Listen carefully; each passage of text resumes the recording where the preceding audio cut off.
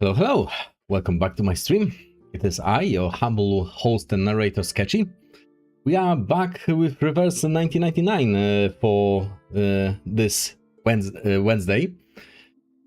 And we'll be continuing the chapter 10. Right, we are in the middle of it right now. We are on... By the way, hi and welcome back to the stream. We are currently on... Where is it? Yes, we are on part 13. Right, we just did part 12. On average, we do like 6 parts per stream. That's the usual average every time we do a segment of the story. So, assuming that this whole chapter will have something like 24-ish parts, probably, then we are halfway through. I would expect, at the very least. So, let's jump into it. Let's see what... where we left off last time. Right. The 9-layered city. Last time we've seen Ulrich climbing through the mountains, from what I recall.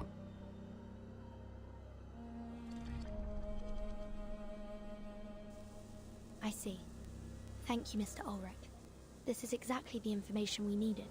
Right, so this is exactly after Ulrich relayed the information to Vertin on that mountain. If everything's gone to plan, the Foundation spy should already be in Antarctica. Foundation spy? But they haven't made contact with us yet. It seems we won't be getting any more intel on the ritual from them anytime soon. Wait, Foundation has spies in Manus Vindictae? That's news to me. Vertin didn't share that part with the class beforehand, I don't think.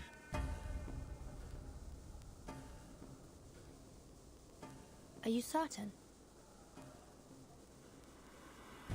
Alright.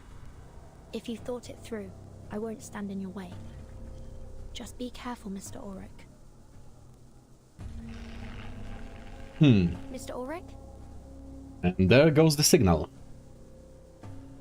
Ulrich's voice dissolves into a static noise.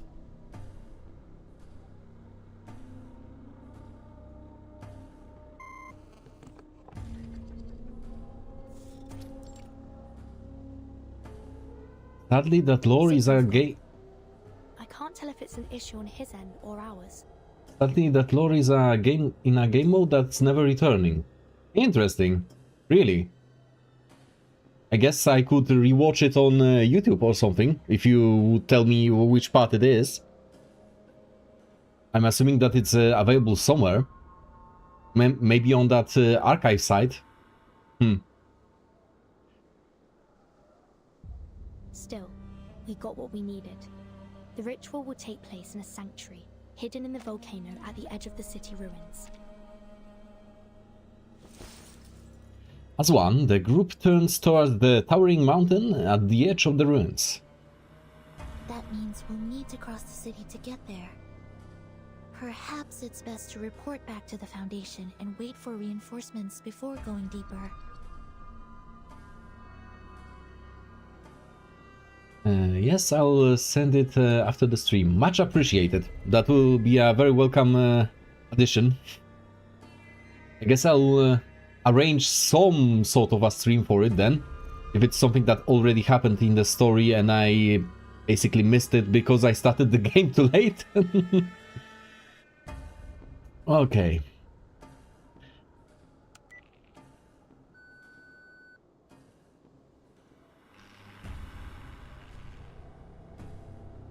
Every time I see those communicators, I think of palm tops from the early 2000s. I had similar devices in the past. They broke really easily. I'm afraid comms are down. Could be another trick by Manus Vindictae, like the unnatural day-night cycle here. Honestly, everything weird that's happening around us could be attributed to Manus Vindictae at this point. We can just blame them with everything. Timekeeper, maybe we should fall back. Get out of here, fix the communicator, and call for support. Your milk gets sore? That's probably Manus Vindictae's fault as well. That would be the safest choice. But according to Mr. Ulrich, the Foundation is tied up on the front lines. I doubt they'd be able to come to our aid in time. Besides, with every passing minute, we fall that much further behind Dr. Dorez. I suggest we stay here and search the area. Perhaps we'll find something to point us in the right direction. Sonetto scans the surroundings. Well, there are no immediate signs of danger. It should be safe to look around. Well, that's how ambushes work. You are not supposed to spot them. Sonetto's wandering gaze finally settles on the human explorer. But before we proceed, should we escort Miss Amundsen back to the research station? There's a high probability that we'll come into conflict with the Manus now that we're so close. She'd be safer there. I'm still puzzled as to whether or not Nautica is actually a human, not an Arcanist, because from what I've seen of her gameplay slash properties as an in-game unit, I would guess that she's actually an Arcanist, but maybe I'm wrong. Go back? After all this? Crouched on the ground sketching, Nautica's head jerks up. These ruins, they're the only thing that has kept me going. What were you sketching though? A map? Her fingers tighten around the map as a whispered protest slips out, filled with both hope and defiance. No, I can't turn back now. I can't.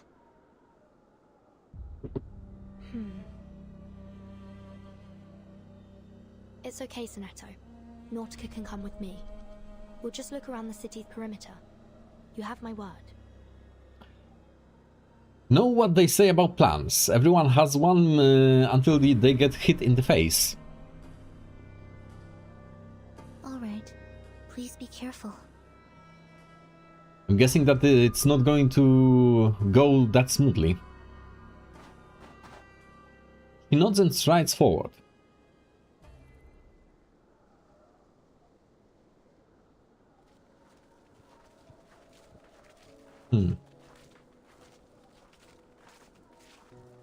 The snow, compacted by wind and time into a thick blanket, forms a welcoming path underfoot. Nautica takes a breath, then leaps as gingerly as a hare. The wet ground of the ruins seems to radiate from her impact. Then I can take some samples, right? Maybe even dig a little? I mean, do we even have time for that? It's not exactly a sightseeing tour. A determined gleam flickers in Nautica's eyes. Yes, but please keep an eye out for anything suspicious while you work. The Manus might be closer than we think.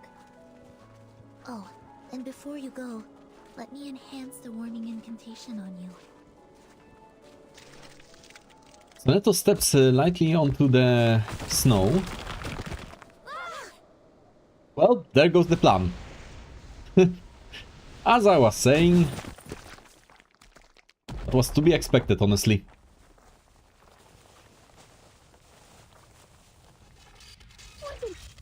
Did we fall into a trap? Well, this could have been purely a natural inconvenience. Is everyone all right? My arm. Timekeeper, are you injured? I'm fine. Don't worry. The ground was probably already caved in. We must have stepped on the thin layer of ice left behind. This happened back home once. Hmm. The group crashes through the snow trap, landing on a soft, semi-fluid surface.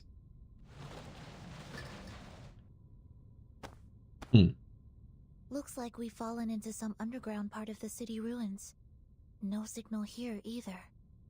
Well, you're lucky that this doesn't seem like an ambush. We need to get back to the surface and contact the Foundation as soon as possible. And tell them what exactly. She tries to stand but slips, barely keeping her face from slamming into the ice. This is... Black algae! Your favorite! Please don't start eating them. Careful. It's slippery, remember? You need to walk around it. I've been meaning to ask. What is black algae exactly? Yes, elaborate for us. Ose, my team's arcanobiologist, was the first to notice it. It looks like algae, but it's actually a hybrid of an ancient fungus, and I think some kind of fibrous plant. Luckily for me, she found that they were edible. So it's not algae at all then? This is what I ate after I ran out of food at the station. Nautica climbs a few steps and peers deeper into the ruins. But there's so much of it here. Look at the pattern. It looks like they've grown all the way from the foot of the volcano. Right. She dusts off her hands and hops down from the steps.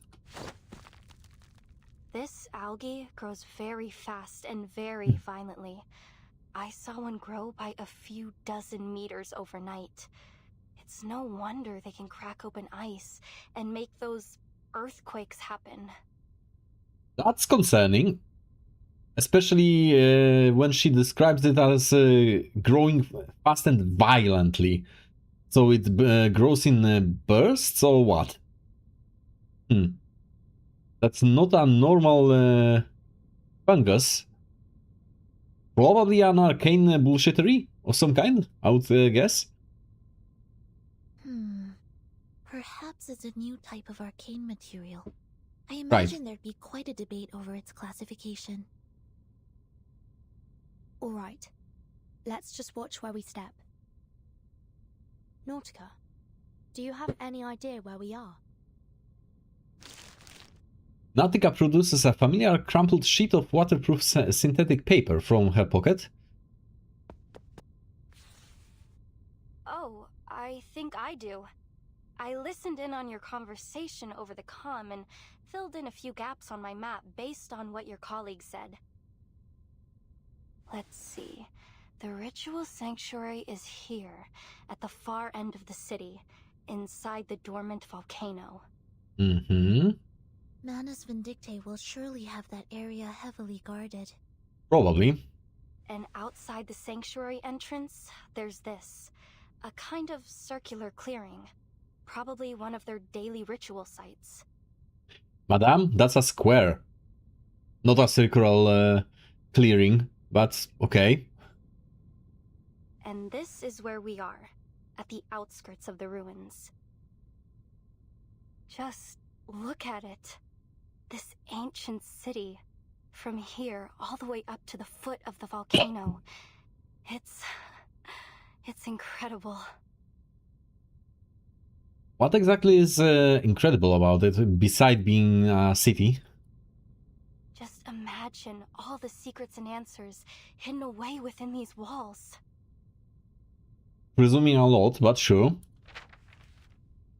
If we're going to find out anything about Manus Vindictae's ritual, the answers will be in this city. Stay close, everyone. Let's head back to the exit of the labyrinth first. Before the words are even spoken, Nautica has already begun to bound forward. Vertin! Vertin! Come look at this! What did you find? What did you find, rather? Heeding the call, the Other two file into the nearest room. Nautica is the first to reach out and touch what might be called furniture. So someone lived here? Stone bed, a nice stone table and chairs. Someone used to live here. Okay. Oh, it's so stark, even for life in Antarctica. Do you think this is where those masked snow monsters live? Could be, I guess. This could be one of the lairs of the Manus followers. I can't say for sure, but the owner wasn't exactly subtle about their interests. Which are what exactly? On the small altar sits retorts, water baths, and test tubes filled with red and green potions, while dark metallic powders are scattered across the surface. So an alchemist of some description? Sotheby, was it you? This is an alchemist's chamber. After careful examination, Sonetto delicately extracts a manuscript from beneath the alchemical materials. This manuscript was written by the great Paracelsus, whose river of verses quenches our thirst for an endless life, and whispers the secret of the fountain of youth. Transcribed by... Cavendish. I can only make out the surname. Do we know any Cavendish? I don't recall that surname from anything. The Fountain of Youth. What else does it say? There are just a few verses and illustrations. Paracelsus. Why does that name ring a bell? We've been told it before, but I don't remember the context. I do recall it as well. 6th grade, 2nd semester, History of Alchemy, Week 1. The Life of Paracelsus. Thank you, Sonetto, you big nerd.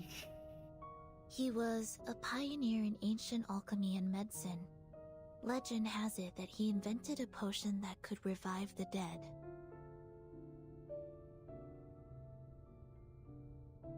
Cavendish does actually appear in Trace in Chapter 1? Ah. Must been really long ago, considering... Yeah, if it was in Chapter 1, that's months ago. Like 5 months ago, probably. No wonder that I forgot.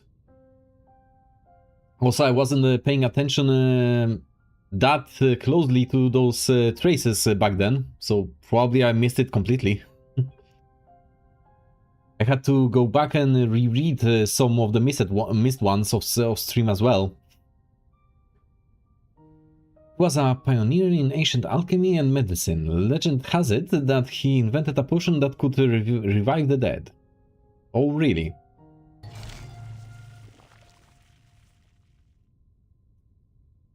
Right, reviving the dead. Considering what the Manus Vindictae are trying to do, that would check out. A warning alarm sounds deep in her mind.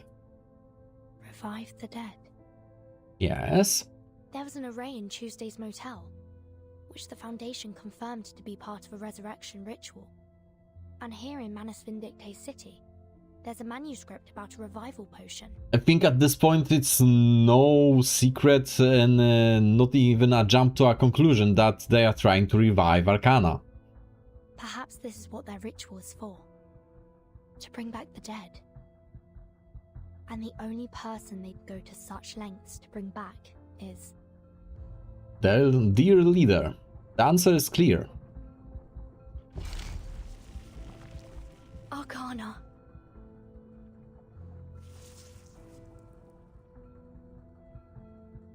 But what's Dr. Doris's part in all this? That's still unclear. But if Manus Vindictae needs her to complete their ritual, we're on borrowed time. I'm afraid waiting for reinforcements is no longer an option. I'm confused how this was not clear to her yet. Because at this point I would say that they had enough trace evidence that this was the case already, without this whole setup. We have to go through the city. Now, Sonetto. Agreed. The situation may be more urgent than we thought. We can't afford to linger any longer. Sonetto sighs and turns towards Nautica. She's busy grappling with the building's exterior. Like, how? Miss Amundsen, there's been a change of plan. We're entering the city. We'll do everything we can to keep you safe, but there's no guarantee we'll...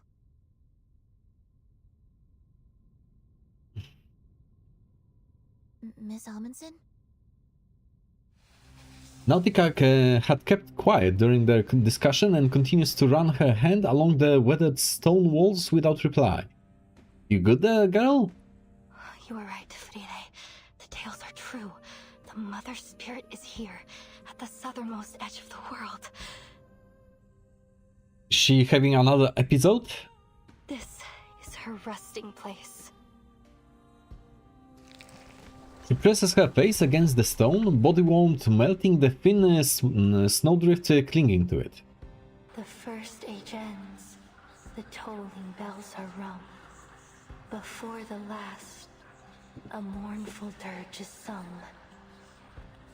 Alas, where will our bones be laid to rest? O Mother, let us lie upon your breast. The sound causes her ear to spring up and her head follows short after.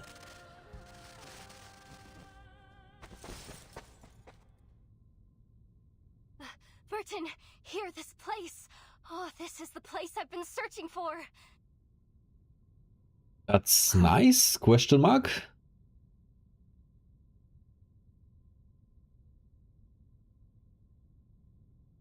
Look, here, beneath the surface of this rock. She taps the wall with her ice axe, causing pale fragments to flake off and reveal a translucent, milky crystal beneath. Feel it. It looks like chalcedony, right? But it's much heavier. This rock is totally unique to Antarctica. It's never been seen anywhere else. We call it Rock of the Blank Era. Okay, that's weird. This is the exact same rock Frile and I studied. What's so special about it besides the rarity? 3 years ago, we ran a carbon dating test on the rock samples my grandfather brought back from Antarctica. When we ran the test on this rock, we found something strange. It was pointing to an era that didn't exist in any geological record. Like, in what sense? None of the other samples matched that strange era. We looked for other evidence, but we found nothing. No fossils, no minerals, no records. But then, when we couldn't think any longer, our folk tales suddenly came to mind, and it all started to make sense. Our book, Tales of the Mother Spirit, led me here, to the end of the earth. It guided me to these ruins, to this very rock. Alright. I see what you're saying, and I'm sure there's more to discover through this rock. But isn't it a little too soon to link it to your tale? I'm sure of it. This is the place. It's just like Matu said. This is where the Mother Spirit rests. There is no doubt. What does that even mean? Are you going to elaborate anytime soon? If I can bring more samples back to the lab, we might be able to figure out the connection between the Mother Spirit and the Blank Era. We can finally find out what it was like.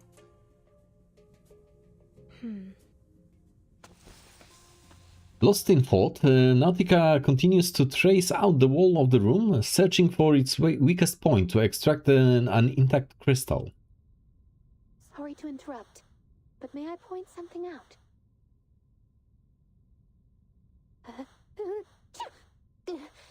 Bless you, but that's not exactly helpful. It's getting very cold in here. I can feel my resistance starting to drop. Burton?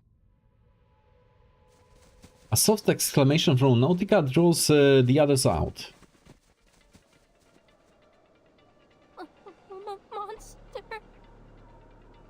Okay. What are we dealing with?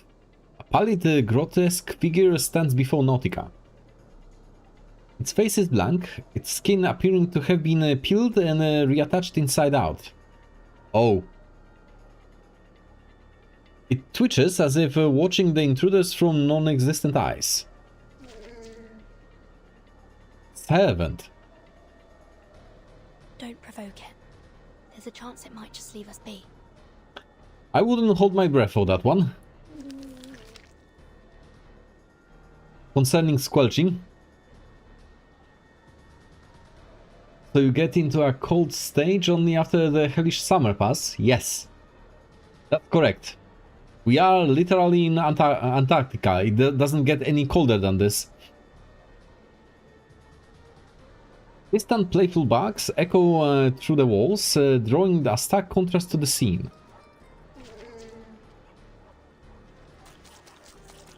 With a whimper, the humanoid creatures lurch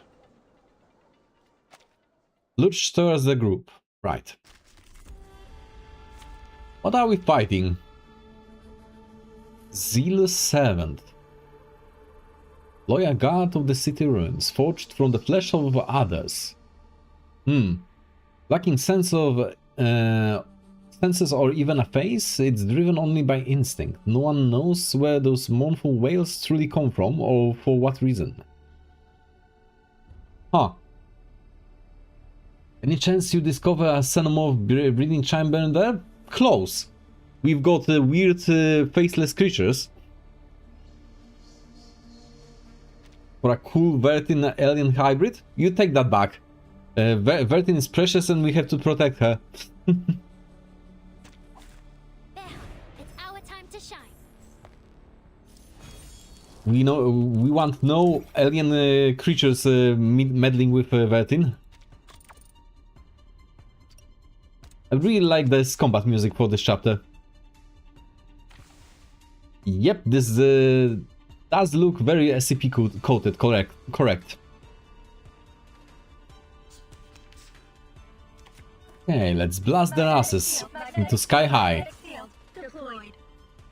Should be able to deal some spectacular damage.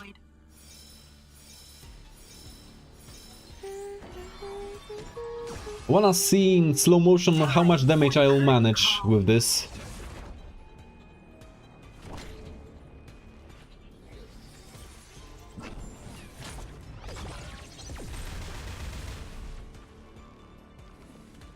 Was that 20,000? 20 million, or was that my imagination? I'll have to rewatch that. 1 second. Let me confirm.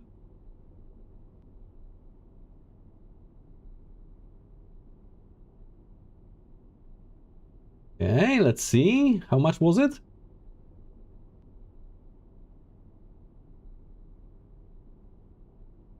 No, 2 million. Okay. I was scared there for a second. 2 million is still a lot. The ground. It's opening up. Watch your step. Is it over now? The little ones are probably starving. You done?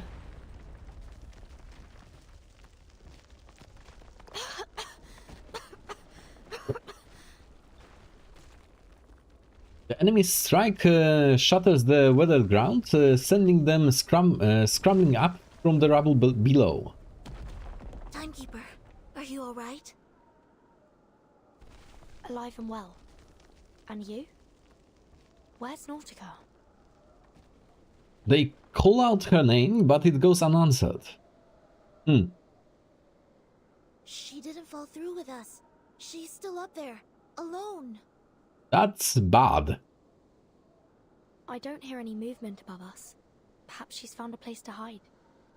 Or she got disabled by the monsters remaining.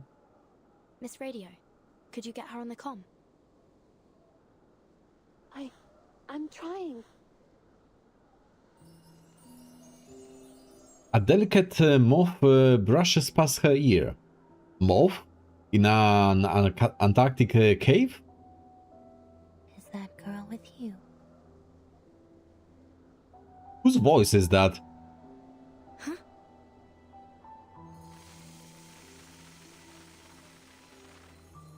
Countless pale and weightless moths stream forward from a fixed direction, reflecting in the bright polar lights. You're a tricky one to track, Timekeeper. I recognize this voice, but I'm not entirely sure. I'm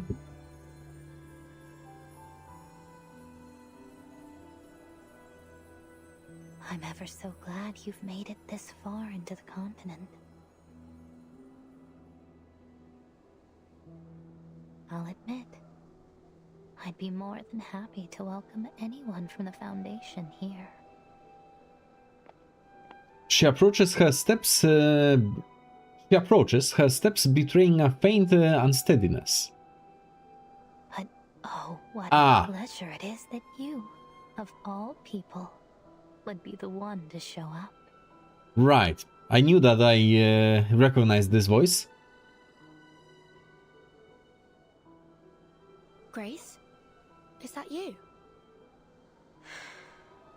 Her old friend seems to be recovering her breath from some kind of exertion. No. Who are you really? Kayla from the ranch? Captain Grace of the Free Breeze? Or just a familiar stranger. Who would ask a common moth its name? Who would even notice if it weren't drawn to the flames? That's a nice vague post. So many lives have been lived through me. So many names taken. And she changed her voice now. Cecily, Kayla, Grace. I've been them all. Yet never quite been any of them. Yeah, we know that she appeared under many names before in the story. So which one are you now? What's your goal here? Sonetta already has her glass feeder raised, ready to fly into attack or defense as needed. No need to get worked up. Mrs. Stranger reaches out a hand. About Dr. Doris, or rather, Miss Erd. I have the final piece of the puzzle that will lead you to her. What is a glass feeder again? It's that wand-like apparatus that Sonetto is using for casting, so like a glass pen, kind of? In this case, it's an arcane tool for spellcasting. A wand of sorts, kind of.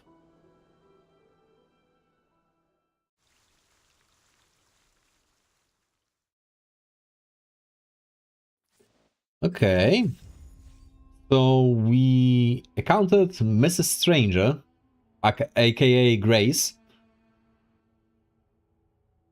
And she seemed to expect us, I think.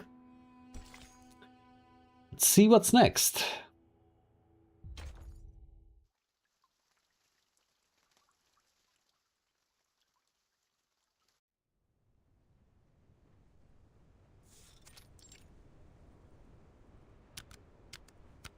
Is there any The Thing reference in this chapter? I expected some as well, and to an extent, there are some creatures affected by Manus Vindictae bullshitteries that are acting like the Thing creatures, slightly. So, maybe slight vibes of the Thing, but not exactly. Yes, there were aggressive dogs, but later we managed to tame them and use them as sled dogs.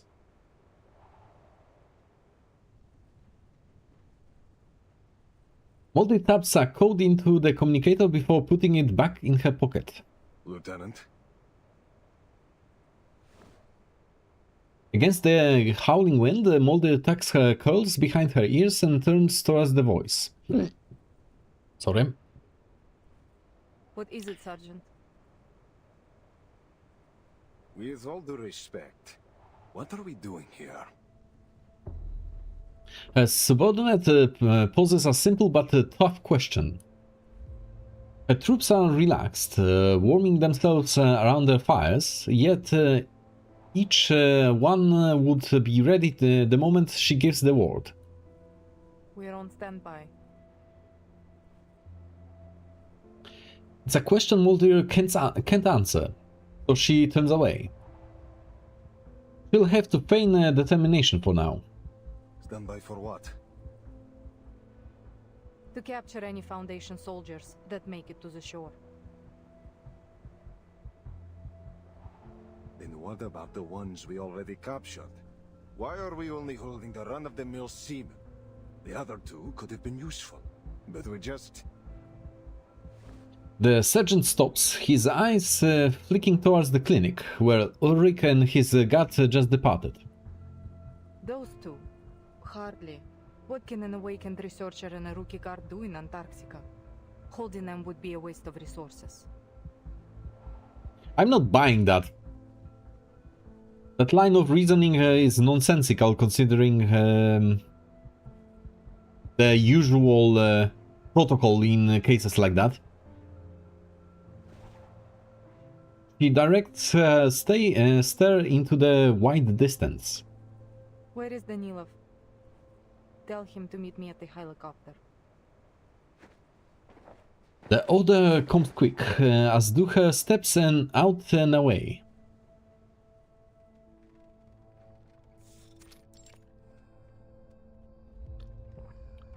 Captain Danilov takes a long and deep sip of stew, letting the warmth linger on his tongue, making it all the worse when he is suddenly tapped on the shoulder. Stop sneaking up on me like that. Gotcha. Some things never change, huh? Still as jumpy as you were when you were a kid. Come on, cut it out. I'm a captain now, you know? Not some kid. It sets down the can reluctantly and rises to his feet. What do you want? Did the lieutenant send you? Yep. She wants you over at Canis Minor. As they pass each other, Captain Danilov catches a muttered complaint. Lucky you. Getting to stretch your legs while the rest of us have to sit here idling away the hours.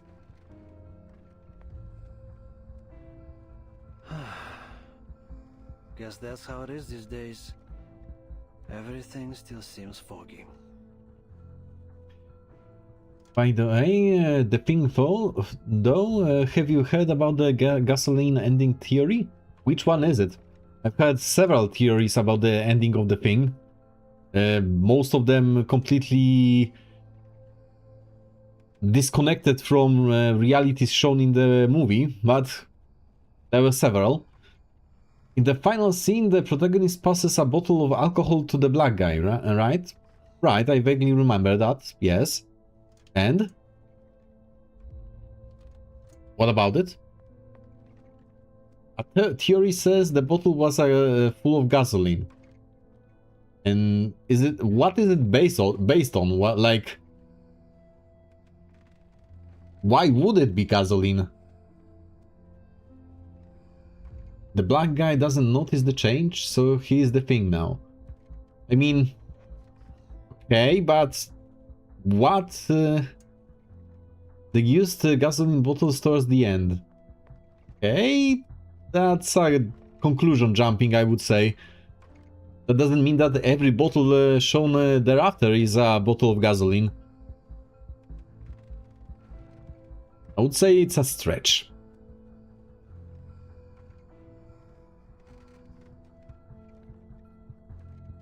Guess that's how it is these days. Everything still seems foggy. By the way, did you know that the thing had an unconventional sequel in the form of a PS1 game? Or was it PS2? Well, it was a console game that continued the story and it was supposedly canon. He takes 2 steps outward and the sergeant matches him stride for stride. Tell me about it. I thought Brazil was tough, but this feels worse. I think it came out in the early 2000s or late 90s, somewhere around that time frame.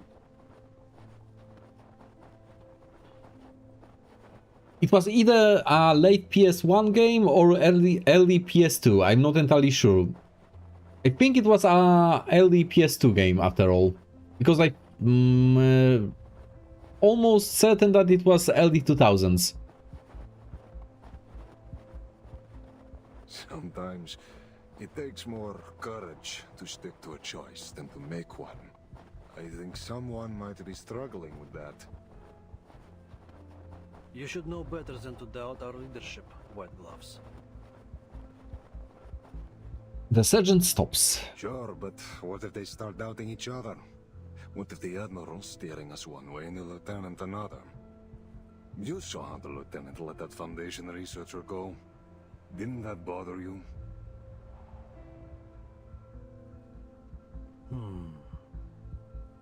Silence lingers as the captain finds himself watching snowflakes settle on his boots.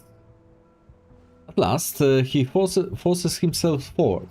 I trust them both, no matter what. So there are some seeds of sedition already between them, it looks like. The captain closes his maintenance manual, finding himself in search of the least technical way to explain the helicopter's malfunction. Your rate issue might just be a pedal problem, you see. In this case, either the rudder pedal has loosened, which is affecting the responsiveness of the tail rotor, or the tail blades were damaged by the impact. I see. Let me take a look. She nods and climbs into the cockpit. From her toolset, she draws out a small arcane item. Что было, то и будет. So she's casting spells with tools? Interesting. So it was a 2002's PS2 game? I think that's the one. I'm fairly sure it was the one. That sounds about right. It also had a not a remake, but a refresh in the later years. I think it had a release on the PC later on as well. And yes, it was a survival horror of sorts.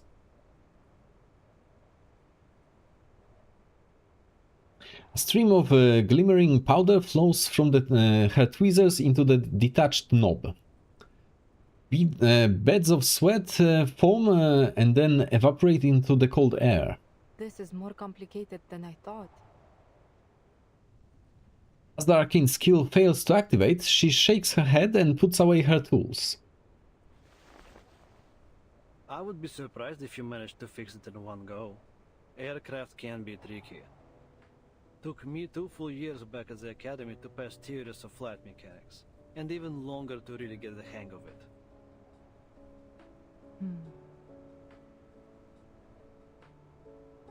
The game got a remaster, yes, that's what I was referring to. I think it had a PC release as well, with that remaster. She studies Captain Danilov for a moment before offering a rare smile. I remember. Your teacher called me in 3 times because of the extreme frustration and concern about your grades. I'm just glad I didn't call father. That would have been the end of me. You know, I don't see you using your arcane skill much these days. Well, there is not much use for it, really. What is your specific arcane skill then? Bullets and medicine are 1,000 times more useful on the battlefield. Detecting a rare and likely unintentional emotion in her tone, the captain hesitates. Oh, I didn't mean it like that. Sorry. Do you want some space? No, it's fine. You're fine. We just need to get this helicopter fixed as soon as possible. Can you run another check? There was a blockage in the system that stopped my arcane energy from flowing through. Maybe the issue isn't as simple as just the pedal or blade. Got it. I'll take another look. The lieutenant exhales softly. That blockage. I just couldn't push past it. Did I follow the wrong circuit? Or did I just do the whole thing wrong? So her arcane skills seem to be associated with repairing things? Okay. A silence lingers after her words, forcing the captain to shift position. I wouldn't overthink it if I were you. And stop underestimating your arcane skill. It saved us more times than I can count. Frozen prosthetics, broken casts, ripped tents. So it is a repair skill, okay. Hell, you've been fixing our guns since we were kids. There's nothing wrong with your power. We all appreciate it a lot more than you think.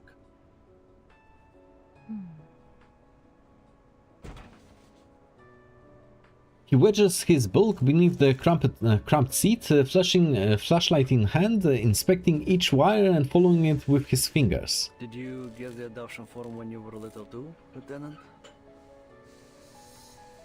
You mean the... Yeah. Mine came after my parents died in 1999. Even now, I still don't know what happened that day. Stone turns light, as if he's telling a joke. When they brought me the death notice, they handed me an adoption form along with it. It was from Admiral Igor. Oh, so he's another one of the Igor's kids, effectively. At first I hated the idea. I didn't want anyone to take my father's place. But you signed it. Otherwise you wouldn't be here. I did. Because I needed to know what my parents gave their lives for. And the man they fought beside. We are alike. Moldy keeps that thought unspoken, turning her eyes down to her repair tools. I've never regretted it. I'm proud of where I am, proud of everyone in this army. Not because we're the best soldiers Xenos ever had. I mean, I'm sure they definitely don't think that now. No. I'm proud because we're more than just an army.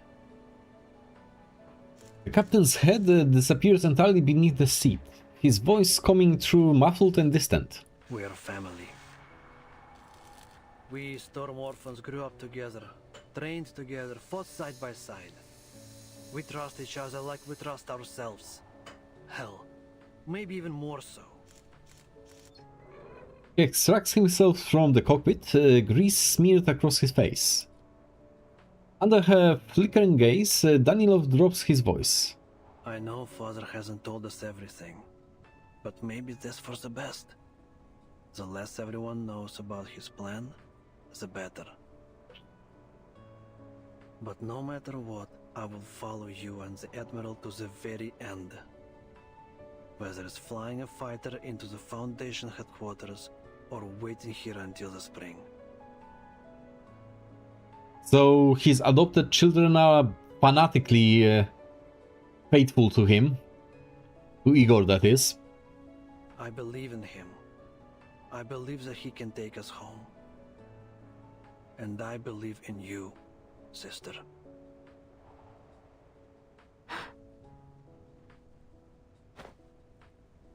He salutes solemnly, proudly, but the smears of engine oil on his nose take all the seriousness from the moment. A long unfamiliar tightness rises in Moldy's throat. Thank you, Captain Danilov. Our current mission is to wait here.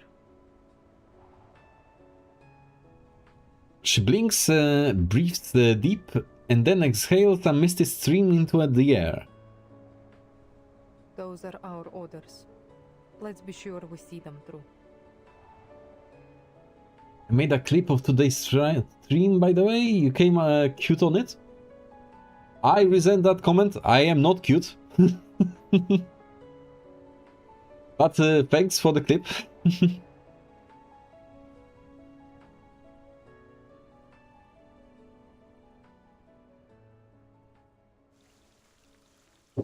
Okay, let's continue. Where are we? Part 15. Right. There's no traces. You know what? Just so I don't make pauses in between, I'll take a short bathroom break right now and I'll be back. Then we'll continue this. Be right back.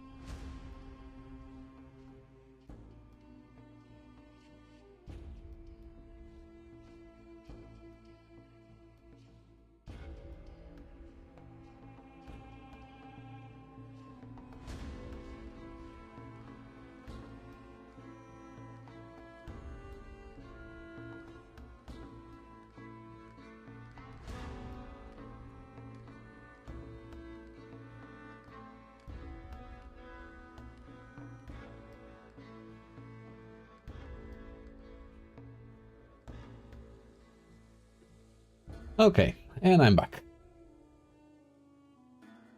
So, where were we? In the Mouth of Madness. Isn't that a book title? I vaguely recall that title. I think Stephen King's? Maybe? Sonetto steps forward, her glass feeder aimed squarely at Manus Apostle's chest.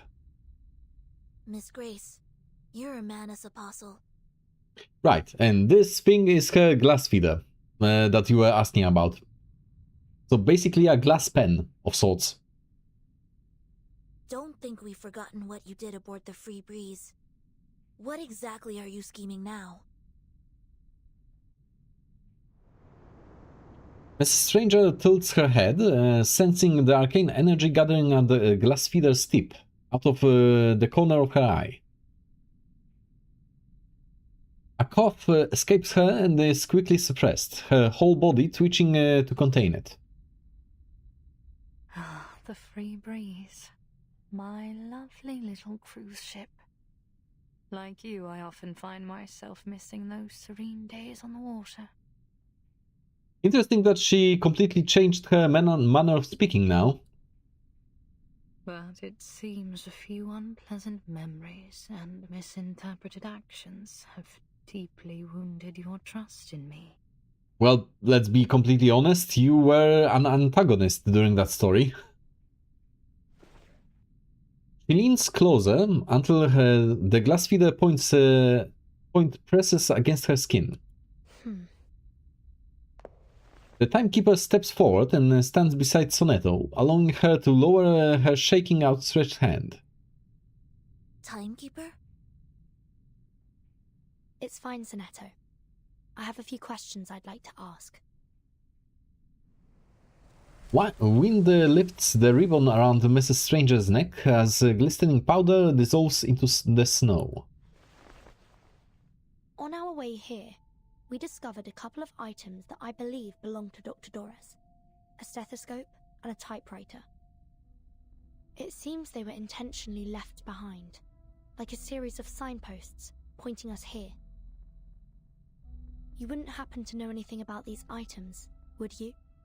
By the way, now that I am looking at it closer, there's a splatter of blood on this typewriter, it seems. At least it looks like blood.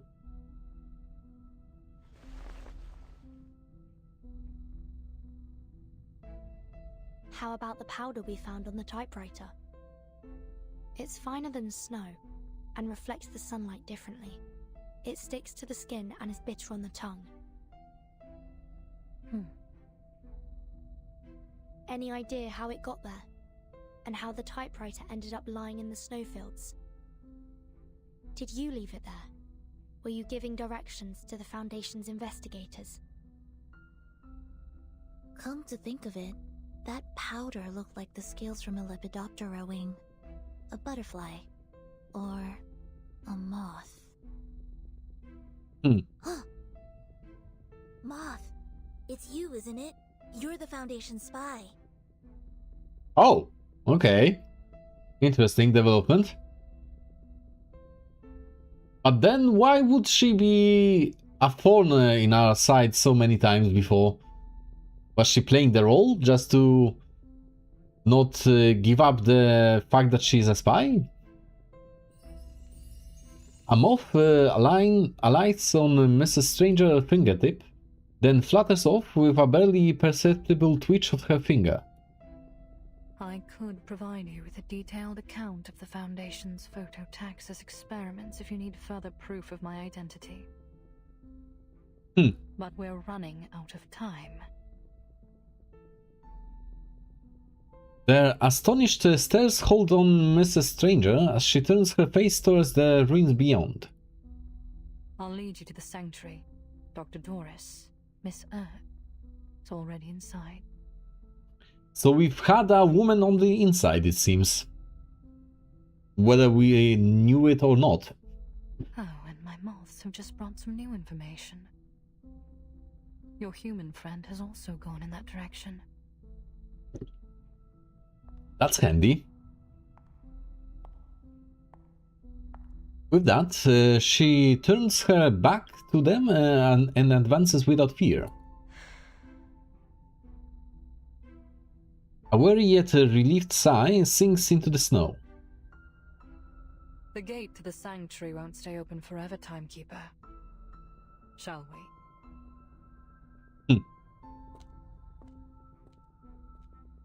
I have seen girls wearing miniskirts during winter, but never saw a woman with a long dress and no coat in Antarctica. No, this can't be real. To be fair, we've been shown by Sonetto that Arcanists can cast spells of complete cold resistance on themselves, so maybe she has one as well. And then the outfits are of no concern. She was... Sonetto, that is, was casting spells like that on Nautica to keep her warm. This is how it ends, isn't it? Oh, I can't do this. I can't do this alone. Martin, Sonetto, Miss Radio. Maybe Rorschach was also an Arcanist then? You mean from the Watchmen? You are referring to that scene in the snow Was that on Antarctica? I don't remember. I've watched that movie ages ago. 13 Sonetto Mrs. Radio. Trudging alone through Apelius labyrinth had never been Nautica's idea of an ideal scientific expedition. Possible cause of death 1. Freezing. Frozen solid with a bunch of unstudied samples clutched in my hands. Possible cause of death 2. Getting torn apart. Cold, sticky monster fingers sinking into my skin and ripping me to pieces. Well, you are kind of panicking. Possible cause of death 3. Killing myself before 1 or 2 can happen to me. Whoa. Let's calm down here. No need for that. Rescue can still arrive, so get your shit together.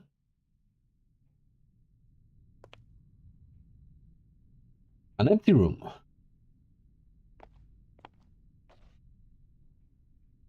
Another empty room. Like a waddling penguin moves from the nest to nest, Nautica swivels her head around in a constant search for her lost companions.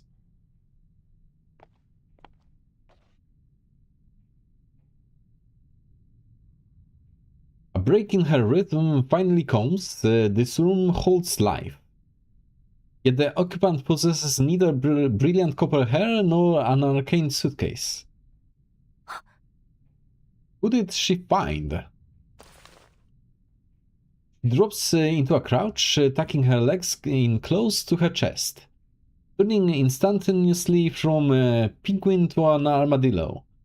In appearance, anyways. Who was that? She summons everyone's ounce of courage in her, forcing her head and vision up to the figure.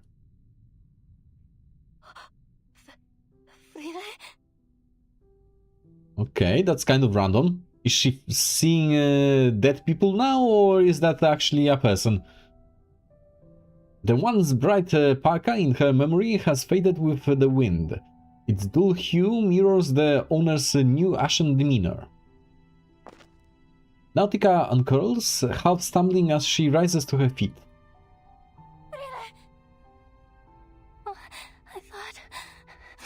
I thought you were gone. I think she's kind of losing grip on reality. Tears burst from forth as Nautica clutches her friend's gaunt arms. The survivor's glazed eyes roll into focus. 2 labored breaths escape, each exhaling without drawing anything back. Oh, thank you. Thank you, Mother Spirit. Thank you for keeping us both in one piece. We'll find a way out of here. We'll look after each other. Oh, goodness, Frile, you're a sack of bones. I met 2 arcanists. They'll help us. I would have never even gotten here if it weren't for them. You should have seen how they chased off those snow monsters. You can trust them. Come, Frile. We have to find them. They'll protect us. They'll get us home. She's not speaking at all. Frile, why aren't you saying anything? I'm guessing that she's just an apparition or a hallucination.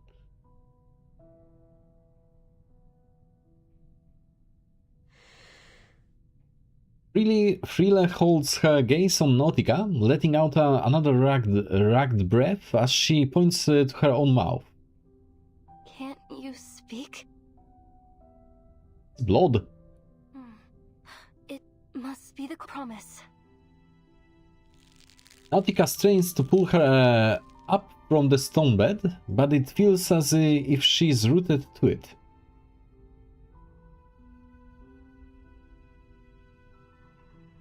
Panting and spent of her strength, she releases and spies the motion of her friend's foot as it cuts wards into the snow. Simple no. Can't. No? Why?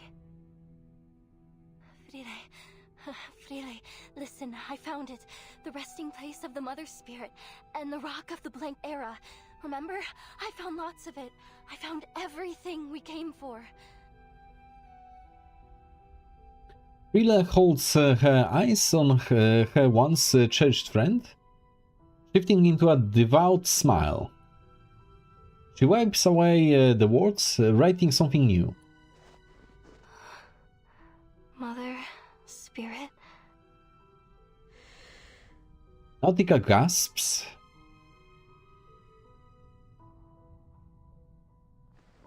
Will see me soon. And there are spills of blood around. Okay.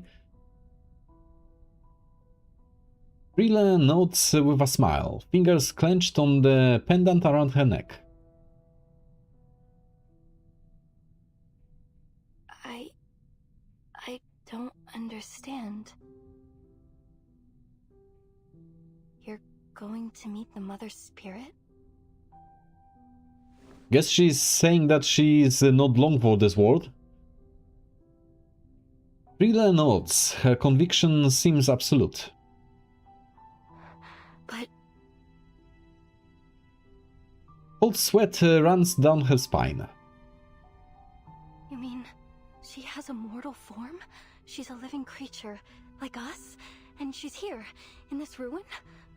Don't think that's what she means. Rila nods. Oh, really? But how? Nautica's blood surges into her limbs with sudden intensity. Rila tries to object but only produces wheezing breaths. With visible frustration, she smooths a fresh patch of snow. Homage. Approach. A great gift. Is this what the ninth story in the Tales of the Mother Spirit is about? Mother and child, their heartbeats both align, in joyful union through the womb of time. She nods, her relief obvious through gesture alone. No, it can't be. The tales say that the Mother Spirit should be asleep. She shouldn't wake up until after the Arctic polar day.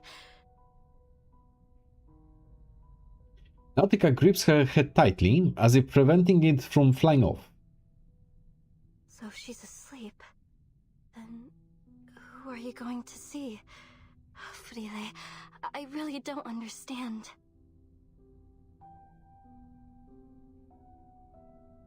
Rila merely smiles. Hypoxia sets in, whether from this information overload or the bleak coldness, and Nautica crumples once again. You really won't come back with me? But if you come with me now, we'll be home soon. I drew a map, like you always did. There's food cached in the depots on the way. I even managed to train new sled dogs and... Rila slaps a hand over her mouth. With a swift kick, Rila sends a wave of snow bursting upward, then shoves Nautica flat against the ground. Huh? Nautica presses down deeper as the snow blankets her. Footsteps crunch closer, deliberate, unwavering, methodical. They halt at the room's entrance. The ritual is ready. They are waiting.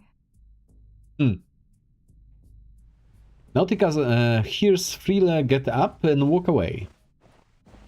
So she is a real person that is there. She's not a hallucination, but she cannot speak for some reason. And she's walking with Manus Vindictae followers. Okay. The sounds pause for a moment. Time to go. The footsteps resume without hesitation, fading until silence reclaims the room.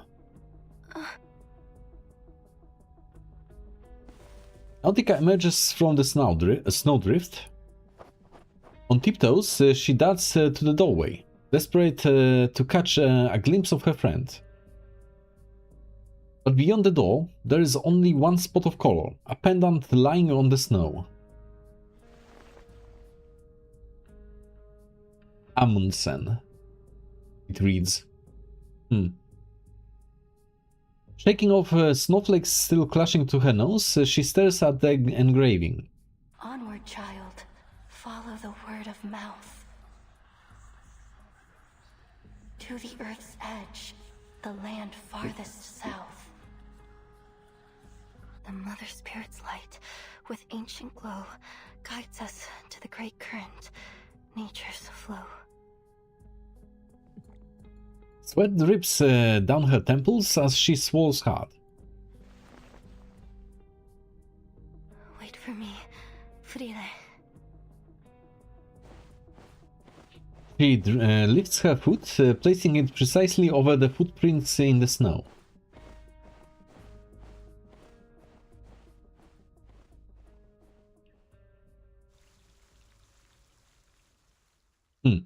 That was a very weird exchange. Okay, so this is part 16. Broken Land of Bliss.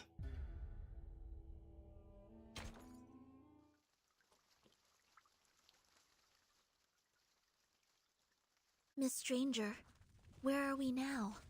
Miss Amundsen is a human. If she's been caught by Manus Vindictae... Keep it down.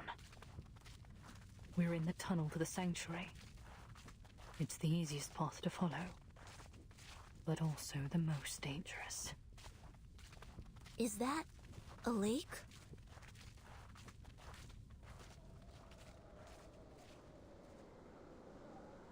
That's a lot of people. A prolonged silence hangs after the question, the answer obvious, yet the words petrify on the tongues. No. That isn't water.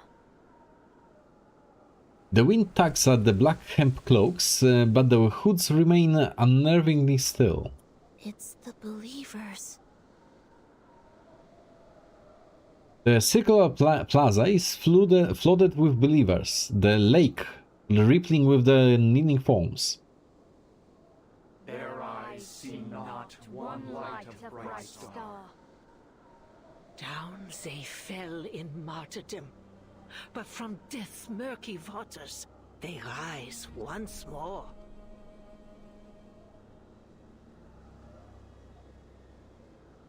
An older woman stands atop the ringed ruins, delivering fiery words upon the frozen earth. Children of the resurrected mother, lowly bearers of their mantle, let your bodies and souls be the means of their return. It is through their eyes alone that we may seize the truth of this world, for there is no inculcator but them. Black-clad believers chant hymns that undulate with each wave of rhythmic bows. Call their name, beseech their light. With the Mother's will manifested, the gate of ascension will swing open. Oh, what glory! Oh, what exaltation! All right. A fervent voice erupts from the center. The gate to the sanctuary is at the far end of Plaza. Fan points across the lake. But how do we get past all these Manus followers? If you look closely, Miss Sonetta, you'll see what they've become. What did they become? The believers kneel or prostrate, every head held low, their recitation seeming more and more mechanical. Strange. It's almost like they're in a state of unconsciousness. So they are in a trance of sorts. Okay. It's the easiest path to follow, but also the most dangerous. Whenever a sacrificial ceremony is held in the plaza, Animus has all the believers put on masks to ensure she has full control over them. Right now, there is only one thing on their minds: the ceremony. So they won't notice them even? If we're careful and choose our route wisely, we can slip by them unnoticed. No one will see us except for Animus. What's the purpose of this sacrifice? To open the gate. The gate to what exactly? They're taking a life just to open a gate? Mrs. Stranger keeps her focus locked on the elder conducting the ritual. We must take this opportunity to slip through to the sanctuary. What exactly do you mean by that?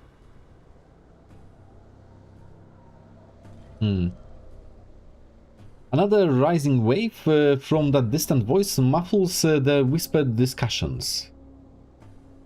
Great revealer of Arcanum, we humbly present this offering. As the elder's voice fades, the offering steps onto the plaza. Oh, the free girl? Though well worn, her attire betrays her former status. The offering is human? Well, that checks out. No. Not just any human. That's one of Nautica's expedition team members. Timekeeper, look over there. It's Miss Amundsen. The believers fill the plaza in concentric rings, while across the gate, the Nautica stands motionless. She's transfixed on the offering with unblinking eyes. What's she doing there? Something about her doesn't look right. She's too close to Animus. At that distance, the arcane skill controlling the believers could affect her too. We need to get her out of there. Stay down. Not yet. Animus could spot us at any moment. The ceremony is about to begin.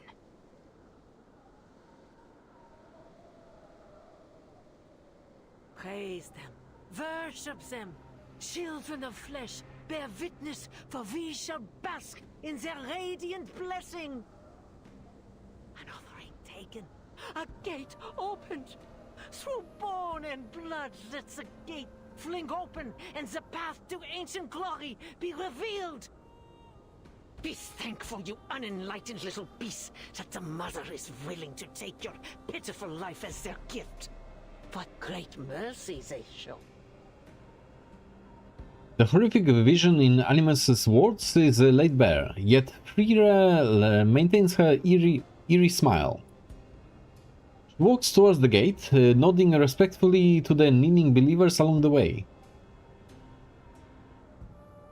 Then she halts just before the entrance. Her lips mouth inaudible words. Through the giant mother's bones a path is laid.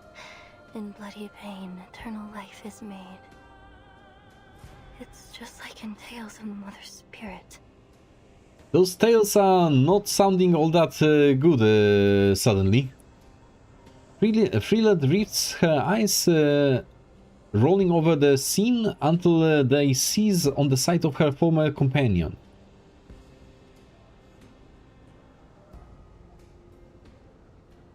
Their eyes lock.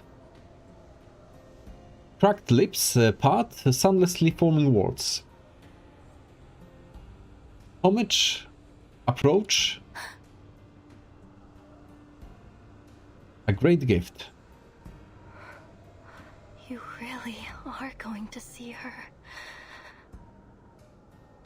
The mother's spirit's light with ancient glow.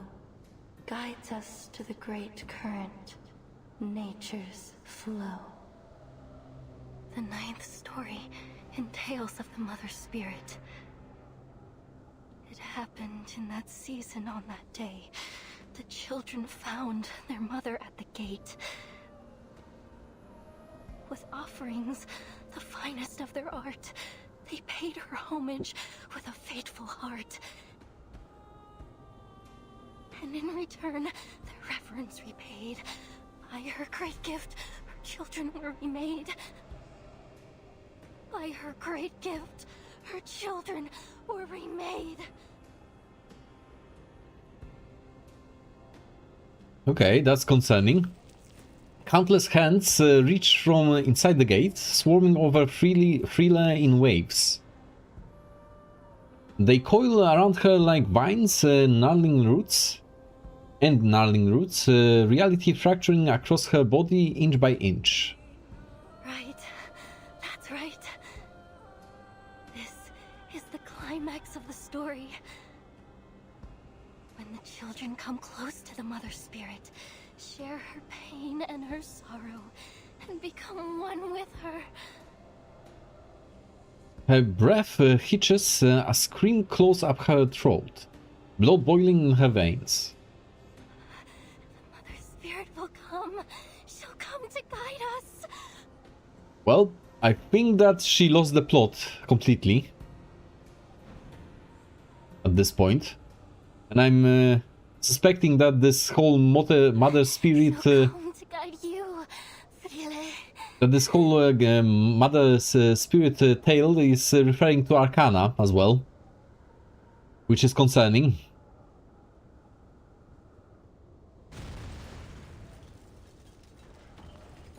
Suddenly, a deafening wail explodes from within. Rila crosses the threshold and a shriek tears out from her searing chest.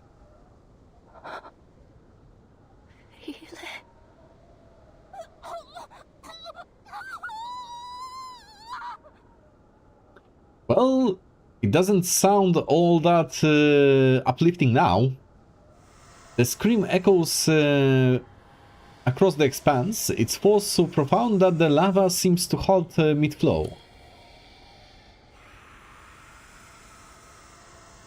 Nautica latches her hands onto a prostrate worshipper, gasping out a question.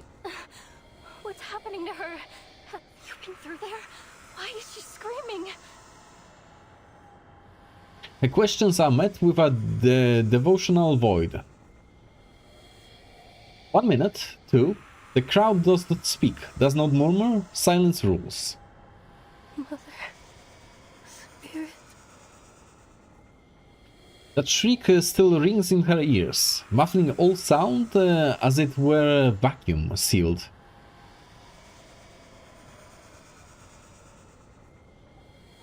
The believers are unresponsive, unspeaking, unbreathing. Really? The shriek fades into a dull tinnitus.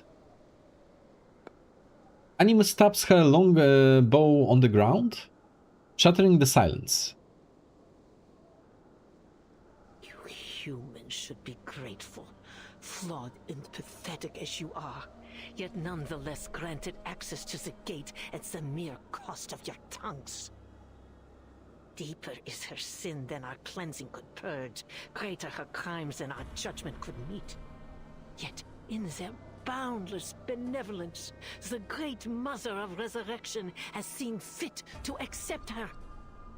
May the Guiding One return to us and restore this world to the ancient order. Right.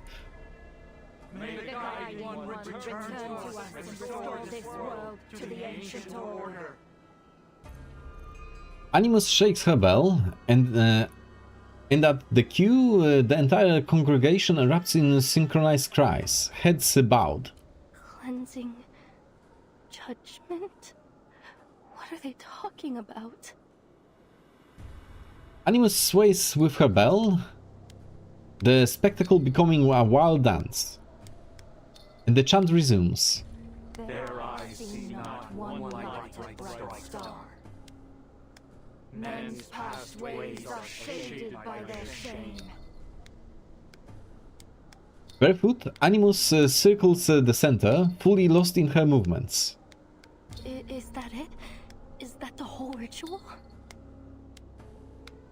She darts her eyes around, searching for some purchase in her whispered questions. Where's Frile? What's behind the gates? And those hands? What were they? Think your friend is gone? Like gone?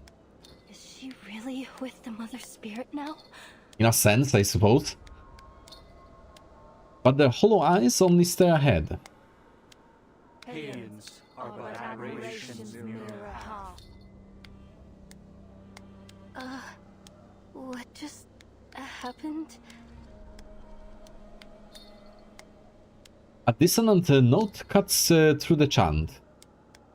A small voice reverberates between earth and sky, the sound almost pitiful against the enormous volume of the scene.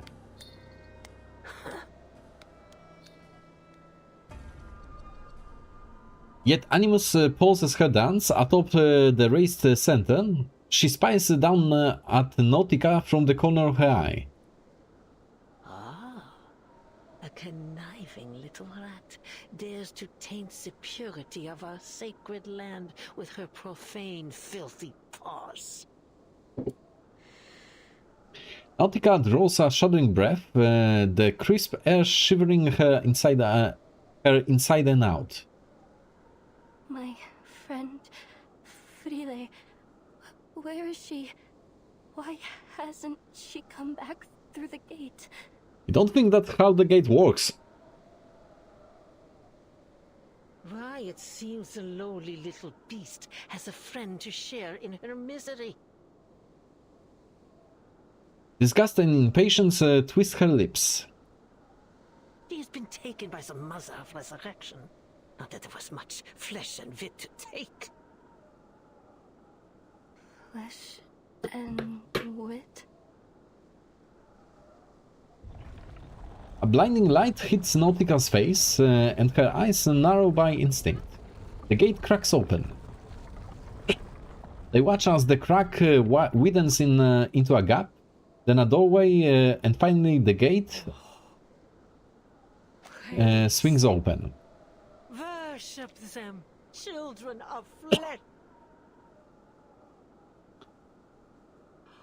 The sanctuary gate has opened. The Mother is pleased with our offering, and we have been welcomed into their hall to bear witness to the final ritual. Yes, bear witness to all their infinite kindness, their unmatched benevolence. They have taken so little, yet they grant us so great an honor. Great Mother of Resurrection. Oh, guiding one, we fall to our knees before your boundless love. That's a lot of glazing. As if Nautica's presence had become intolerable, Animus waves her hand with the kind of lazy energy usually reserved for swatting flies. How much longer do you intend to allow this human to sully their holy land, Feed her to the gate. She must be removed. Without another glance, she surges towards the gate. Behind her, two silent disciples seize Nautica. No! Let me go! They're taking her. Yep. Maybe do something finally about it. Don't. Now is not the time to act. And when will it be? Because I don't think that we have much time to act. If Animus spots us, she might lift her control over the believers. Then we'll find ourselves in some serious danger. Nautica is lifted up like a fledgling bird, then slumped onto the ground. Still halfway in a daze, she looks up towards the gate. All this, it was all just to open the gate? But this feels wrong. Horribly wrong. This isn't how it's supposed to be. Is it Matu? But Frida did say that she was going to see the Mother Spirit, so she must be with her now, right? To be honest, cultists do say a lot of things. And the Mother Spirit must be there. She must be behind that gate. Animus stops, turns back with an inscrutable smile. Mother Spirit. What nonsense are you sputtering?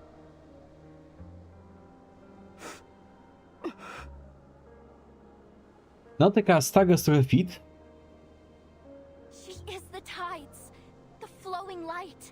She is the rocks and the soaring partridges and the swooping peregrines. She is the energy behind all things. She will give her children a great gift. A gift that will change their lives forever.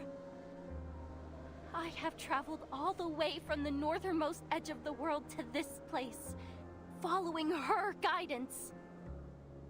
And I have found proof. Proof that the legends were true. Proof that she is here. Ah, I see. Animus strides towards her, longbow tapping once again over the ground. Mother Spirit.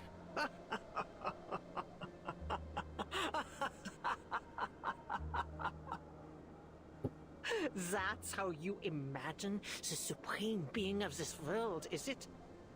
A deity no greater than a charlatan shaman? And what flattery to claim yourself personally guided by a goddess. Yet, still, I cannot help but feel a twang of pity. What hope can there be for a kind born with minds too narrow to comprehend true greatness?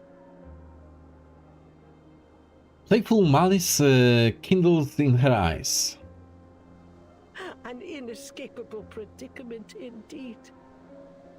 Before you are thrown to the gate, allow me to share with you a fragment of truth, so you may die knowing what you've served.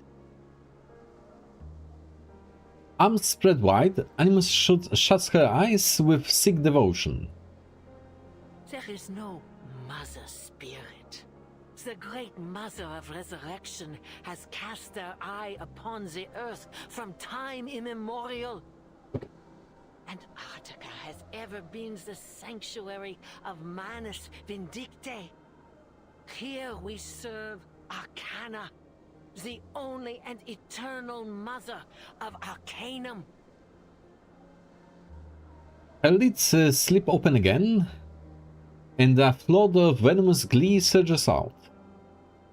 Few are fortunate enough to learn this truth. What was that pitiful thing's name again? Really? Oh, no matter. Your little friend came to me boldly claiming to share our noble faith, and pleaded to be thrown to the gate so that she may meet her goddess. Yeah, kind of misguided there. And so I was inclined to turn down such a blindly foolish request. I agreed.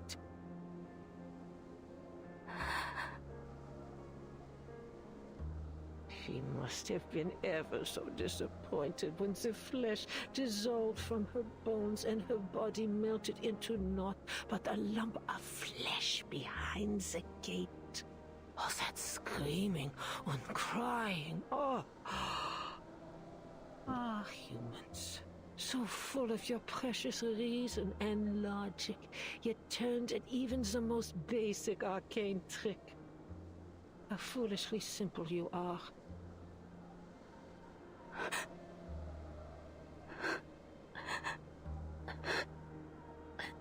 Animus laughs. The shock and agony on Nautica's face is expected, anticipated. Yes, that's the look. Confusion, disbelief. It suits your kind perfectly. What a miserable, blind existence. Scurrying about in the dark, unseeing, unperceiving, your limited, darkened minds blind to the spark of enlightenment. A creation forsaken from its inception. You could never wield true knowledge. Yet still, you have brazenly infested every corner of this earth, claiming that you would uncover all its mysteries. Such ignorance, such arrogance. Have you looked into a mirror lately, lady? Speaking of ignorance and arrogance. Rage and revolution accumulates too much and too long. Like a vast bank of snow waiting to fall into an avalanche. How could you possibly grasp its secrets? How could you catch so much as a glimpse of the greater existence in the barren tenebrosity of your minds? The enormous twisted gate pulses as if to match her statement. A movement somewhere between convulsing and retching.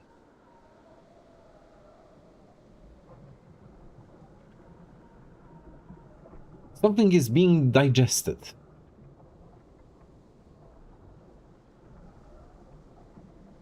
Huh? From beneath the gate, strands of crimson slime creep out towards her. Is that red algae? The algae surges below and beyond her, bleeding over the white rock. With every inch it advances, its color decays. Scarlet, maroon, brown, black. Red and black algae sprawls across the ruins in tangled knots, the tendrils creeping towards the glacier beyond. Blackened arteries pumping and pulsing over the land. There's black algae here too. So we are guessing that this is where the algae comes from. Yummy indeed.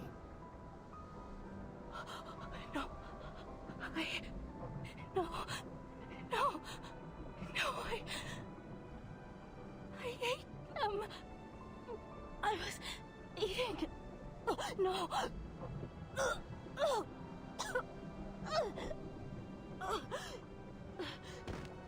Her murmured mantras fail her, kneeling as she clutches her stomach as her throat convulses in a stream of vomit, and a stream of vomit pours out. Are you satisfied? Has this great gift satiated your curiosity? Animus steps onto the soft, viscous algae. That familiar chewing sound grates against Nautica's mind. Has realization finally dawned in your darkened mind?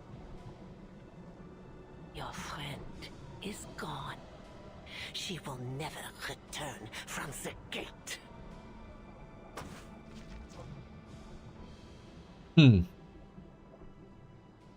Well, that was to be expected. But what the hell is that algae, though? That quote-unquote algae? Some kind of infestation? Part 17, the Owl of Minerva. Okay. This is most likely the last part that we'll manage on the stream. Because they were quite long.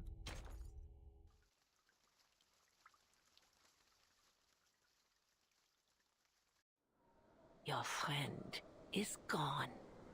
She will never return from the gate. Her eyes crinkle with pleasure, drinking deep from tears running over Nautica's face. Still held under the arcane skill, the believers remain frozen in place. Timekeeper, now! So what are we doing now? Three figures burst in from the edge of the plaza. What are you casting? Mrs. Stranger charges through the believers, her fan spell dazzling the gate guarding apostle just long enough to reach back for the other two. Go! Through the gate, timekeeper! We can't just leave Nautica here. Sonetto! Ede subito sera. An incantation is cast from Sonetto's glass feeder, and Nautica's bonds begin to unwind. She was bound? Okay, I didn't miss that part. She lifts her head, but glazed eyes don't fix on her rescuers. The gate only stays open for a brief time after an offering. You have to pass through it before it closes again. The Manus's arcane skill falters too soon as Animus shakes off its effects in a blink. Come, Nautica. Half conscious, Nautica is tugged towards the sacred gate, her wavering vision briefly pausing over a blue neck ribbon as it flutters in the distance. Why am I not surprised? She sneers. Sie musste mich leben lehren oder sterben lehren.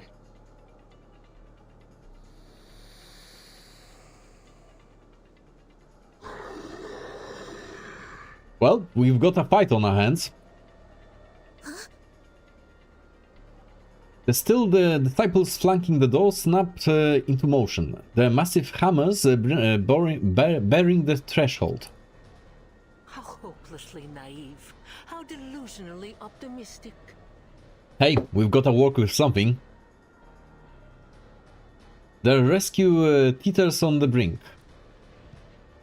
Animus approaches slowly, wiping her longbow. Has the thought not crossed your ignorant little minds for even a moment? Would I, under the supreme guidance of the Mother of Resurrection, simply allow you poisonous little pests to scurry about these sacred grounds right beneath my nose? Sorry to break it to ya, but you just did, for the longest time. Since the moment you step foot on this holy land, every one of you has been under my watch. Nothing escapes my gaze. Not here. Sounds like a cope to me, but sure, let's go with that. With a raised arm, she raises more believers up from their trance. They swarm into encircle the group, some seizing the intruder's wrists at her signal. From behind the dark wall of believers, Animus holds a hard stare on the face of Mrs. Stranger. And you, Miss Grace, indulge my curiosity. Well, that secret is out of the bag. Animus closes in, halting just before the intruder, letting her longbow tip rest by Mrs. Stranger's feet. That noose about your neck, is it simply a choice of fashion or a reminder of the precariousness of your situation? Well, it can be both. Life must be ever so suffocating, knowing that the smallest breeze could tighten its grip at any moment. You must be longing to loosen it. You're making sport of me again. She tucks her hair behind an ear, a moth slipping out from her collar as it twirls towards the light. Animus snaps it from the air, crushing it into glimmering dust between two fingers. Moths, creatures easily overlooked when eyes are turned to matters of greater import. Tell me, how long have you been with us? What made you worthy to ascend so quickly to the glorious heights of Apostle? throbbing drumbeat provides cover as she circles Mrs. Stranger with measured steps. We have painstakingly cleared the path to their final ritual. Yet ever since you reared your head, greater and greater complications have continued to arise. Do not take me for a fool, girl. I know treachery when I see it. Yet you didn't for the longest time, so I'm calling bullshit on that. You were lucky, taking Mr. Forget-Me-Not's place after his expulsion over his alchemical failure. Oh, interesting. So Forget-Me-Not got kicked from Vanus Vindictate? Oh, didn't know that. But fortune can be fickle, don't you think? You need no reminder that the trial of the Guiding One is not to be tampered with. Those who sow discord will be silenced forever. You've fallen. Your ladylike visage cracked. I can only imagine how strenuous the fight against their will must be in the face of your waning willpower. Mrs. Stranger runs a hand through her hair, releasing a shower of scale powders. You are courageous, I suppose. Ambitious, even. But my, do you lack wit, for you have found yourself in service to the wrong master.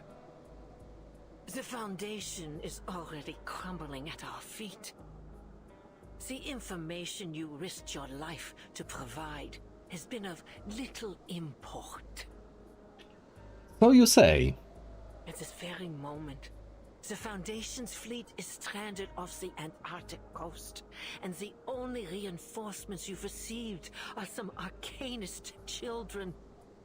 And a human. Speaking of ignorance, if you think that those are just arcanist children of no import, then you are stupid as that brick.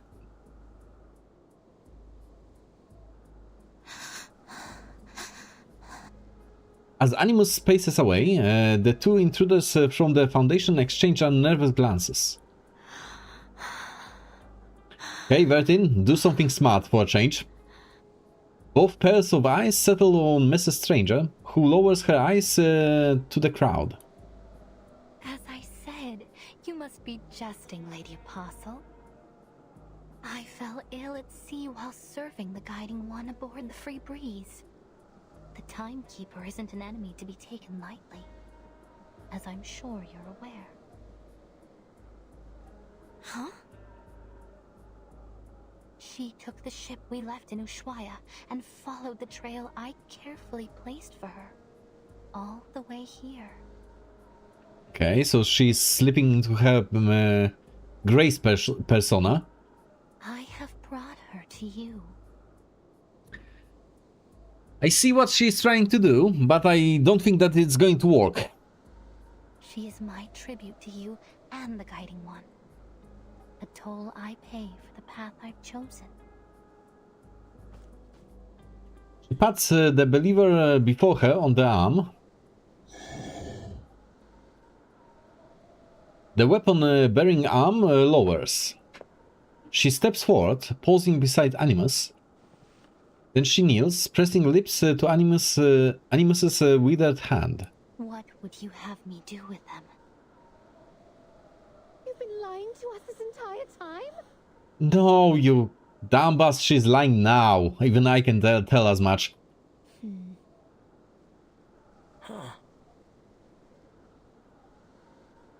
Animus lingers on Mrs. Stranger's youthful face, weighing the truth of her allegiance. What did I say about heirs and graces? It'll take more than a kiss on the hand and a few hostages to prove your loyalty, girl. She offers up her longbow, guiding Mrs. Stranger's hand to the string. Go on, end them. The Great Mother will be quite pleased to see their enemies dealt with. Now they face the intruders together. Perhaps you'd like to start by piercing their eyes. I personally find it particularly potent in sowing fear. Mrs. Stranger raises the arrow's tip, holding it level at a pair of cloud grey eyes. Timekeeper! Sonetto struggles against the disciple's control, her hand still grasping her glass feeder. It is nearly bent backwards. Though now unrestrained, Nautica mutters vacantly, lost in delirium. Yeah, she's not of much help. Pale, slender fingers draw the bowstring taut. Grey eyes face down the arrow's gleam. Follow the wind, timekeeper. And that she said with her real voice.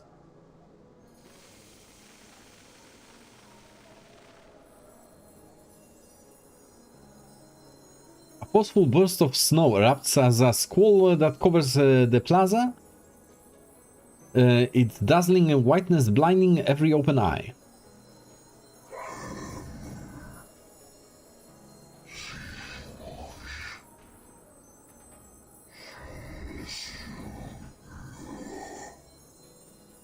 Don't let them get away!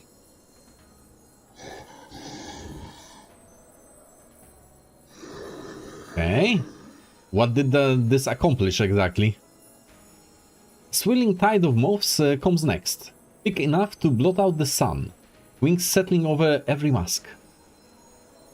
Mrs. Stranger turns to her Foundation colleagues, and her lips curling into a faint, relieved smile. Now is the time to act. Okay, what is Bertin and Sonetto going to do? Now. Sonetto pulls herself free, then casts an incantation for her glass feeder, repelling the enemies surrounding her companions. Stop them, you fools! Animus's cries are suffocated by the moth-filled air. That's a lot of moths. Countless wings beating in an audible flutter, reflecting the hinterland's eternal sunlight, washing the world in blinding white.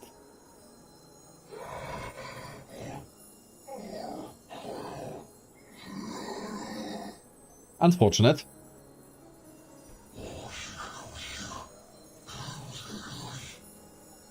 Blinded? Good. The plaza becomes drowned in a cacophony of screams.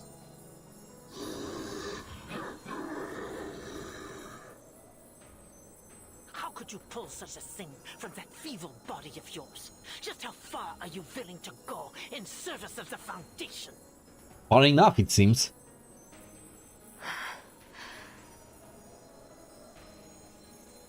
Mrs. Stranger doesn't respond. She collapses slowly onto the ground. Moths descend one by one upon her motionless body, encasing her, piece by piece, in an immobile cocoon. Really. Out of the corner of the furious elder's eye, she sees the three figures flash towards her. The girl stands hand in hand under the glaring light, already leaping towards the dark gate. On the count of 3. 3, 2. You cannot pass! I will not allow it! Well, too late for that. A lead arrow pierces into Nautica's flesh. Oh, unfortunate. Nautica! Blood soaks through the leg of her trousers as Nautica falls before the gate. The Manus Apostle's incantation strikes down the whole sheets of moths as more and more believers swarm forward. I need only the timekeeper. Dispose of the rest.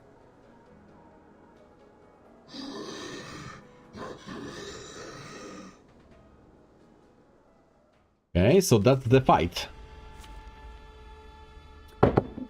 Are we fighting just regular goons? Oh, and Animus herself. Goody, let's blow her up. Okay. There, it's our time to shine. Now watch as your face melts.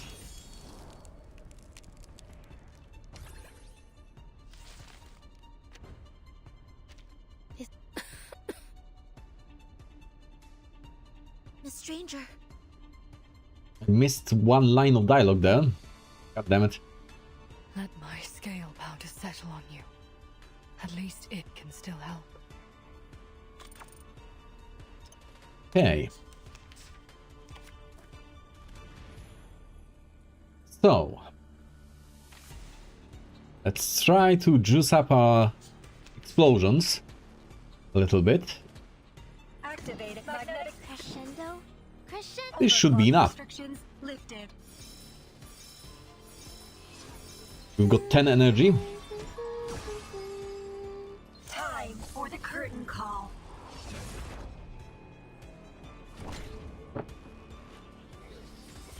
Here, have a laser. 2 million. 2.5 million. The gate has opened. The sanctuary awaits their children. Apostle Animus, the time for the ritual is near. As you say, preacher. You heard the preacher's words.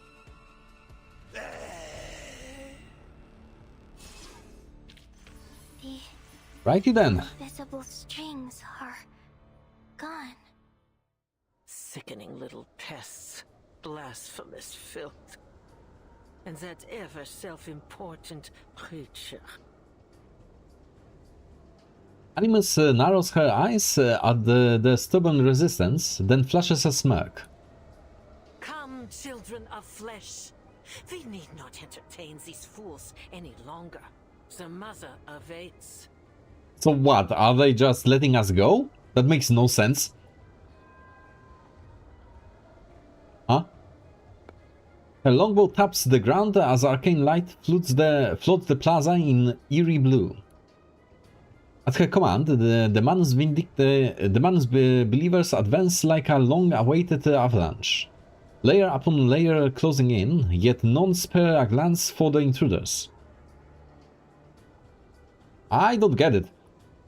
The crowd presses around Animus, who stares back at the intruders with undisguised contempt.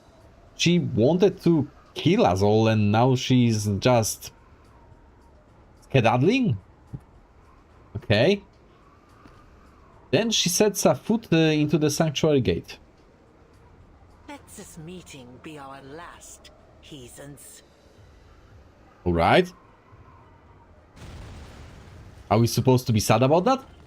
The blinding light fades and the plaza is empty. The rushing tide of black is gone. Each and every believer has followed the apostle through the gate. Ah. The gate. It's closed. So we are left outside then. Mrs. Stranger exhales a long breath. We missed the window. Seems so. What now? All eyes turns towards the deserted plaza, now strewn with the chilling aftermath. And it'll only open again If you sacrifice someone. When we make another offering. Okay, that's not on the cards, I'm guessing.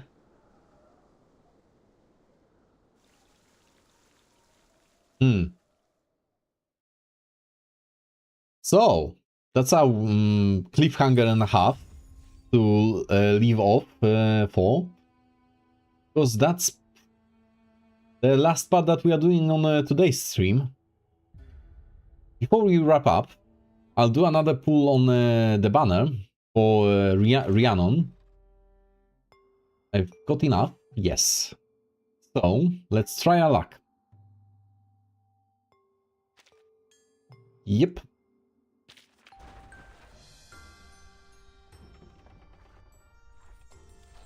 That's a 5-star, right? 2 5 stars. Okay. Could be better. Another Ulu. God damn it. I've pulled like 10 of her so far, I think. through the streams. Maybe more. Okay, so we are 160 pulls in. 40 pulls left until the breakpoint. I hope that I'll get another copy of hers till then. One can only pray at this point. If you keep dozing off on your feet like that, Okay, the fledglings so that will be it for today's stream. I'll be taking an hour break to quickly eat something and take care of some things. And I'll be back with Cyberpunk 2077. So, thank you for watching if you did. If you missed anything from the VOD, from the stream, you can catch up the VOD on my YouTube channel, which is linked in the description, on Twitch, and you can also use the exclamation YouTube command in the chat to get the link directly. And the schedule for the reminder of the week is available on my Discord server, which is also linked in both Twitch and YouTube descriptions, and available through the exclamation Discord command in chat. Thanks, and see you around.